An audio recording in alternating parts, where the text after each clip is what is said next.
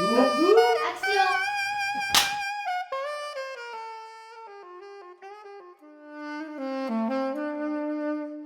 Ton prénom est italien? Alors, mon prénom, j'ai un problème avec mon prénom, parce que oui, normalement, je m'appelle Angelina.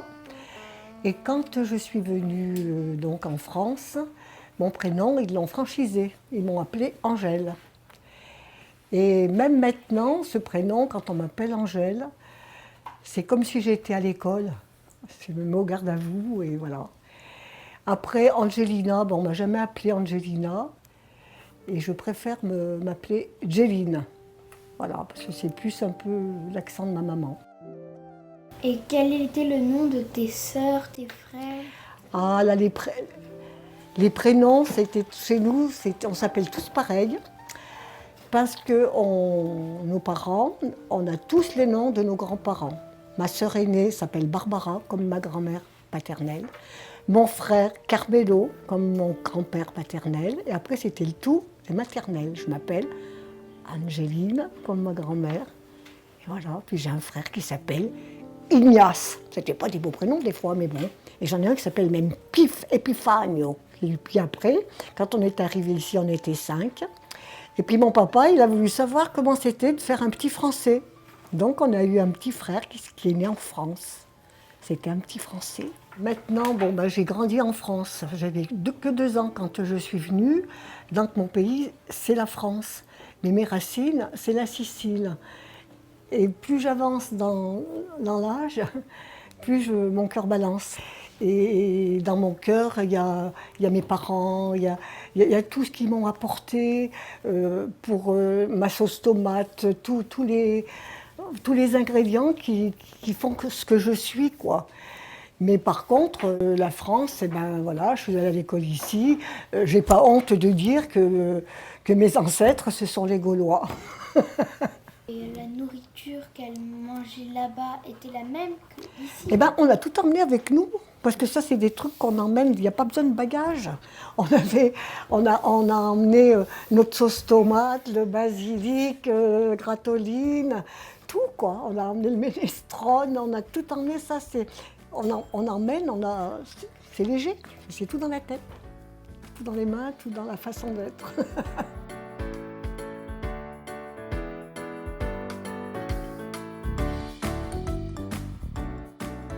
Je suis sûre que le plus grand voyage de ma maman, ça a été de venir en France, quoi. Même dans sa Sicile, elle n'a jamais fait de voyage, même de temps en temps à Caltanissette, parce que c'était comme Murianette et Grenoble, tu vois, l'allée, donc. Mais sinon, non, on n'a jamais. On était ancrés, Somatine et basta. Comment t'as voyagé? Alors là, nous sommes venus en France clandestinement. On a passé les montagnes en fraude. Et ma maman avait un très bon mot pour nous dire qu'on était venus clandestinement. Donc en clandestin, ma maman disait « Nous sommes venus en France en grand destin ». C'était un petit lapsus, mais qui voulait tout dire, quoi. C'était trop beau, quoi. Alors ça a été vraiment un périple, quoi. Il fallait se cacher.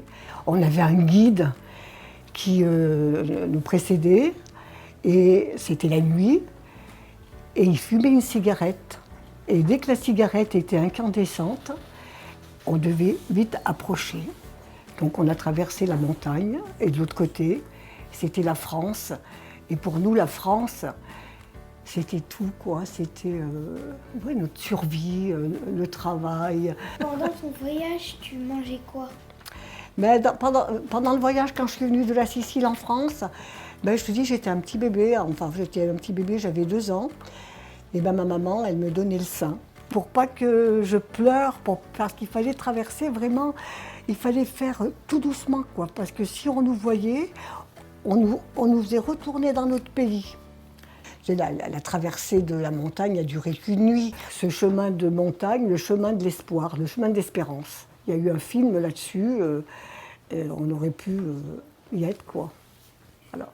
Après, quand on est arrivé en France chez ma grand-mère, elle nous attendait parce qu'elle savait qu'on allait arriver. Alors, elle avait préparé la soupe pour nous. Voilà, on était quand même attendus tous ici. Et du coup, c'était un peu la fête ou vous étiez fatigués, il y avait plein de Ah ben, on était fatigués, mais j'entends encore ma maman quand elle est arrivée en train à Grenoble. Eh ben, elle était jeune, elle était pleine d'allant. Elle a dit je suis plus fatiguée, quoi. Elle avait ses autres enfants qui l'attendaient, son mari, sa mère. Elle avait des ailes. Elle sentait plus la fatigue. Elle était tellement contente. Ah, tellement contente, oui, tellement contente. Et plus jamais ma maman allait retourner en Sicile.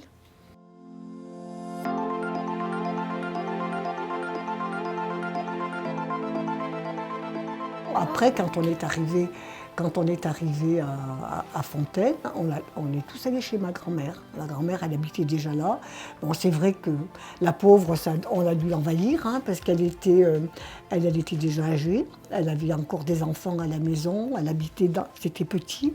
Et puis voilà, puis ma maman, elle a trouvé du travail elle aussi. Et après, elle est allée voir un monsieur qui avait un garage et puis des vieilles maisons, quoi. Alors elle est allée voir ce monsieur, puis elle lui disait prêtez-nous une pièce, quoi, pour. Et puis il dit mais vous y pensez pas, il pleut dedans quand il pleut et tout. Elle dit ça fait rien, je m'en arrangerai. Et le monsieur, bon ben l'usure, il a dit faites comme vous voulez. Et là ma mère, on s'est tous installés là-bas. Et c'est vrai qu'on n'avait qu'une grande pièce, mais elle était chez elle, quoi. Et ben c'était quand même, ouais, c'était des taudis. Je te dis, quand il pleuvait, je revois encore ma mère avec des boîtes de conserve. On mettait des boîtes de conserve dans la chambre parce que ça pleuvait, quoi. Après, pour l'électricité, je me souviens, mon frère, il aurait pu se faire électrocuter 50 000 fois. Chaque fois que les plombs sautaient, tu vois, il était en équilibre et c'était lui-même qui allait remettre les plombs en place, quoi. Une cousine, un jour, elle est allée, tu sais, on avait la cabane au fond du jardin. Et ben ma cousine, elle est allée, et puis elle est tombée dans la fosse, quoi. Et heureusement qu'on a pu la relever. Et je me souviens qu'on a fait le tour de la famille pour récupérer toute notre Cologne, pour l'asperger de notre Cologne. Parce que le soir, elle devait pas. Oui, elle est tombée carrément, quoi. C'était vraiment. Il y avait des douches? Non. Ben, on avait une pompe, alors on avait les jours de lessive, mais c'était quelque chose d'incroyable, quoi.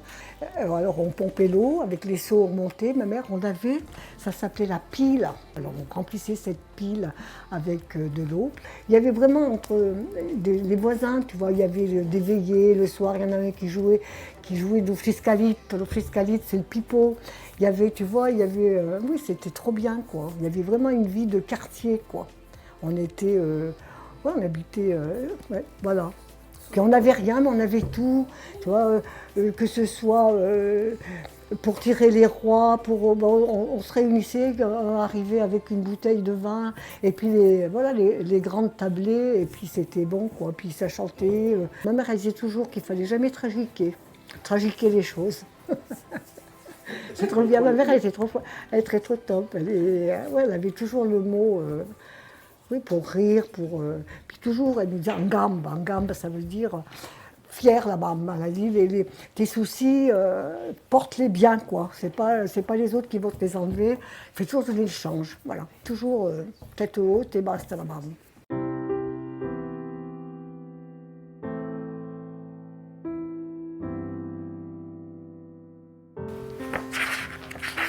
Pourquoi elle doit aller en France et pas dans d'autres pays? On est venu en France parce qu'on avait déjà de la famille. On avait des grands-parents, on avait des tontons, on avait des amis. C'est pour ça qu'on est venu en France et particulièrement à Fontaine. Quand vous êtes arrivé en France, votre vie elle a changé? Forcément, bien sûr qu'elle a changé parce que mes parents travaillaient, donc ils avaient un petit peu d'argent, donc on avait de quoi se nourrir, on allait à l'école. Oui, ça a vraiment changé. Ouais. C'était trop bien. Les Français, ils ont accepté ils vous ont accepté dès que vous êtes arrivé en France? Oui, ils nous ont quand même bien acceptés. Moi, j'ai pas souvenir d'avoir été victime de racisme. Voilà. Mais bon, bien que des fois, ma maman, elle dit, oh, si on dit quelque chose, tu dis, les patates pourries, on les met à la poubelle, alors que les spaghettis, on les met en vitrine.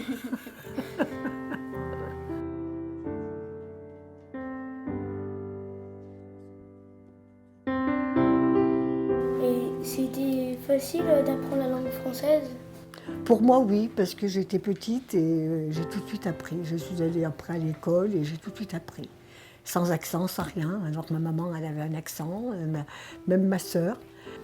Comme ma maman a travaillé, donc elle a appris, elle parlait quand même comme il faut. Mon papa, il parlait bien français quand il avait bu un peu le samedi soir. Ah oui, pour eux, ça a été dur aussi, hein, parce qu'ils étaient avec des gens qu'ils ne connaissaient pas trop. Ils sont arrivés avant nous à Fontaine. Et c'est vrai que bon, mon père il était déjà sur place, mon père. Il était venu avant pour trouver du travail, donc il a fait venir sa famille quand lui, il savait qu'il travaillait. Même mon père, il disait que sa joie allait être au top quand on serait tous là, quoi. Parce que nous, on est arrivés en sachant aussi qu'on aurait pu être refoulés à la frontière, quoi.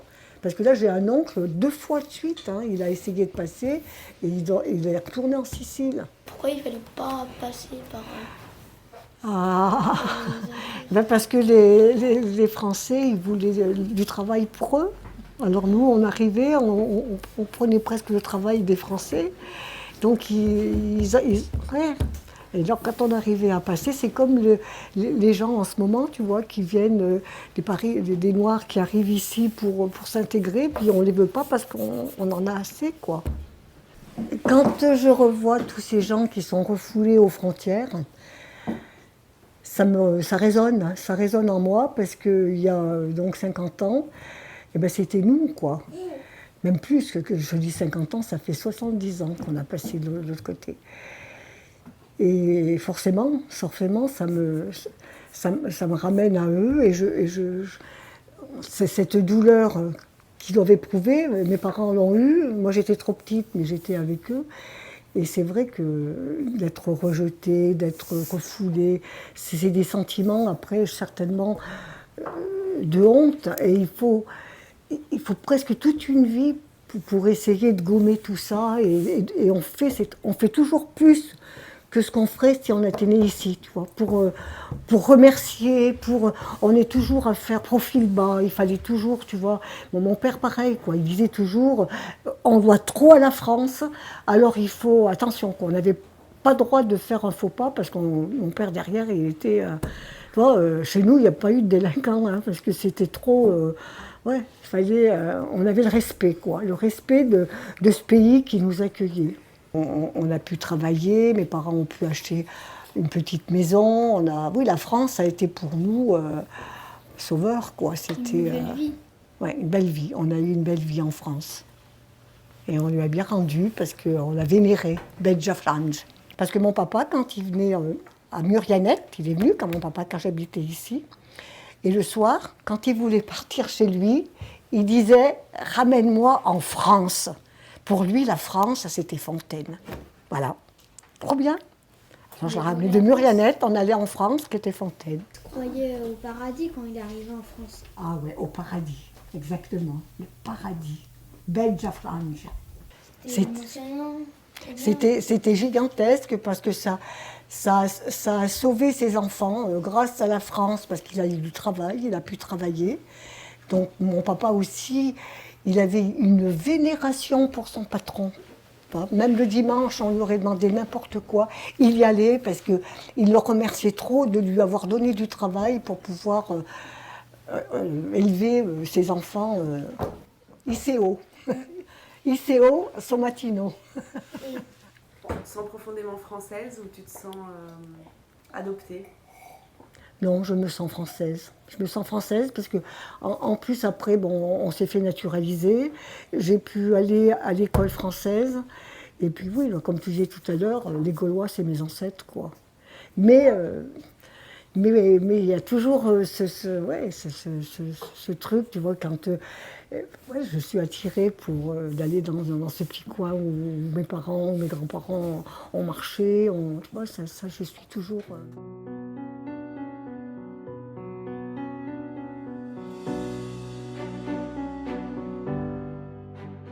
la Sicile, ça renvoie quelle image? Ça vous renvoie quelle image? Mon corps, il est en France, mais mon cœur, il est là-bas. Il est, ouais, la Sicile, c'est, ouais, et pas la Sicile, Saumatine. C'est juste où je suis née. Ah. C'est là, voilà, ça reste, ouais, ça reste en moi, quoi. C'est ma petite préférence là-bas.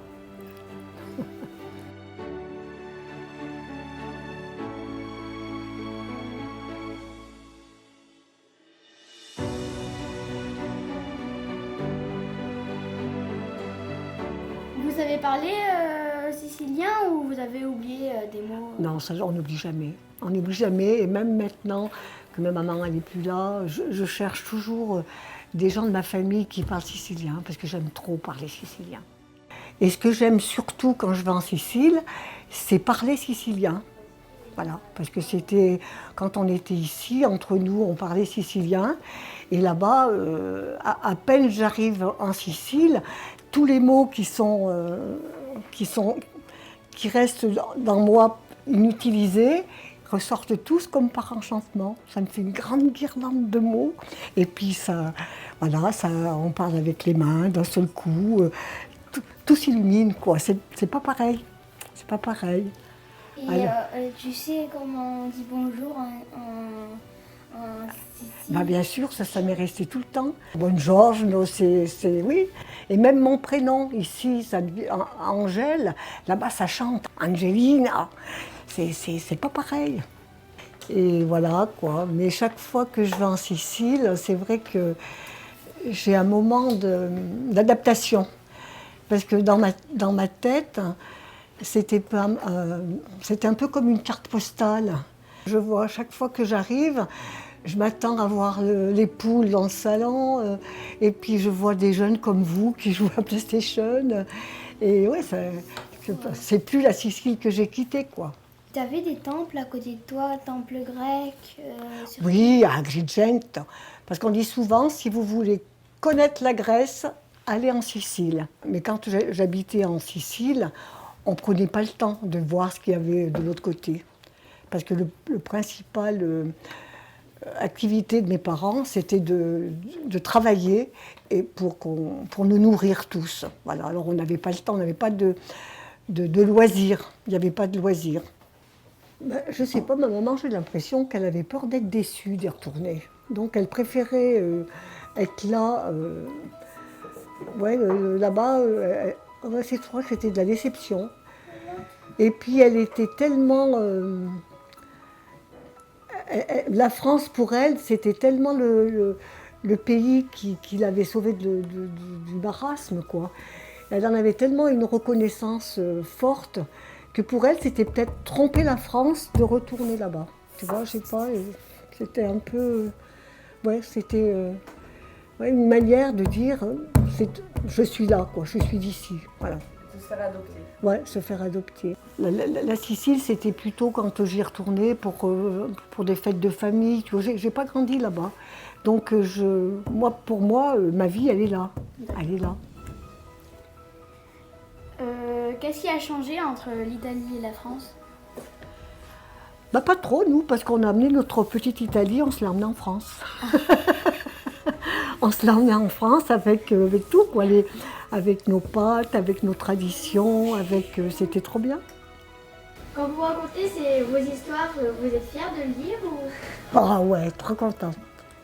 Ouais, trop contente d'avoir, je te dis, la tête ici et le cœur là-bas, et puis ça se mélange tout maintenant. Voilà.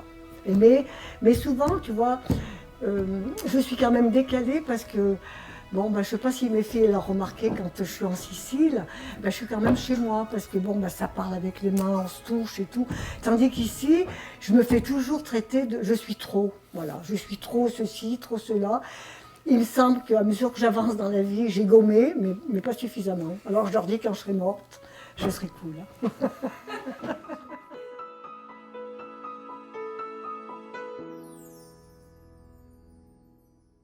Après, bon, c'est vrai que j'étais avec des frères, donc j'ai un peu, tu vois, souffert de cette mentalité sicilienne où les filles, quand même, on n'avait pas cette même liberté que les garçons.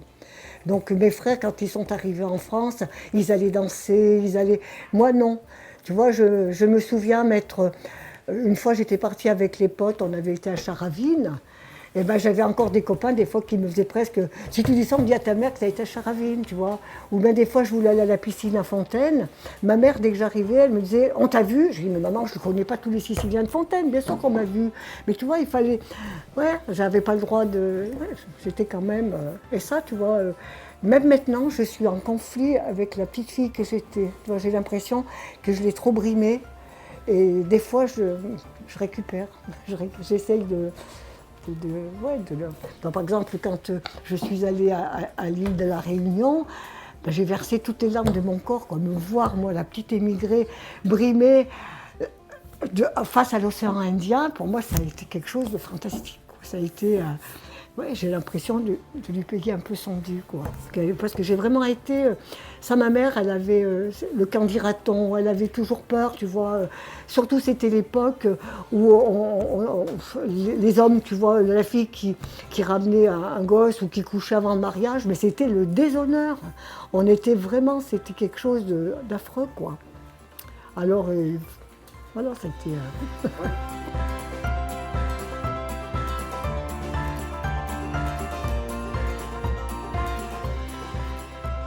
Moi, la maison que j'ai préférée, c'était la maison où il y avait mes frères, mes sœurs et mon papa et ma maman. Voilà. Alors si j'étais en Sicile, j'étais avec eux bien. Partout où ils étaient, j'étais bien. Du coup, la meilleure maison, c'est la famille. Ben ouais, j'étais avec eux, c'était voilà. Le rassemblement, la famille, la solidarité, tout ça, c'est tout ça, quoi. Parce que bon, il y en a pour un, il y en a pour tous. Et puis ma mère, après, quand elle s'est retrouvée en France, elle était aussi un peu pilier. Elle recevait beaucoup les gens de Sicile qui venaient. Elle disait à l'épicier, je la connais, vous pouvez lui faire crédit. Puis après, elle lui disait, ce que tu vas acheter maintenant, ça ne me regarde pas. Elle partait discrètement. Voilà, ça c'était ma maman. On a quitté un nid pour en faire un autre, mais qu'importe le bocal, quoi, c'était ce qu'il y avait dedans. Voilà. Et dedans, eh ben, c'était les miens. Et l'amour. Et puis oui, le partage, c'était... Voilà, trop bien. Voilà, messieurs, mesdames. Sicilia mia, Sicilia bella, ti penso sempre con nostalgia, oh ma Sicilia, oh ma Sicilia. Viva Sicilia!